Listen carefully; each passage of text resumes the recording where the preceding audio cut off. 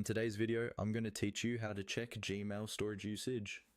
We'll walk through this slowly and clearly so you can see exactly how much space your emails are using and where to find that information inside your Gmail settings. First, open Gmail in your web browser and make sure you're signed into the correct account.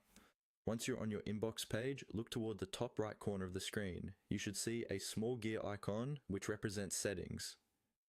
Go ahead and click on that gear icon. This opens a quick settings panel on the right side of your screen.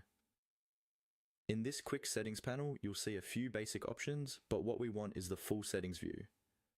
Look for the option that says See All Settings. It's usually near the top of that panel. Click on See All Settings and Gmail will take you to a new page with multiple tabs across the top, such as General, Labels, Inbox, and so on. By default, you'll land on the General tab. This is where many of the main options for your Gmail account live.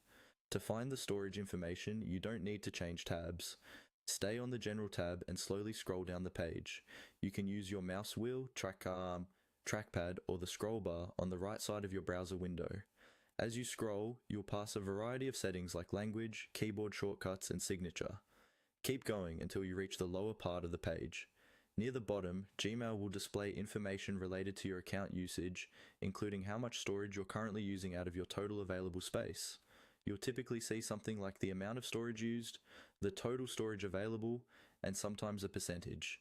This gives you a quick snapshot of how full your Google account storage is, which covers Gmail and, in many cases, other Google services that share the same storage pool. If you notice that your usage is getting close to the limit, this is a good time to think about deleting large or unnecessary emails, especially ones with big attachments or moving important files to another storage location.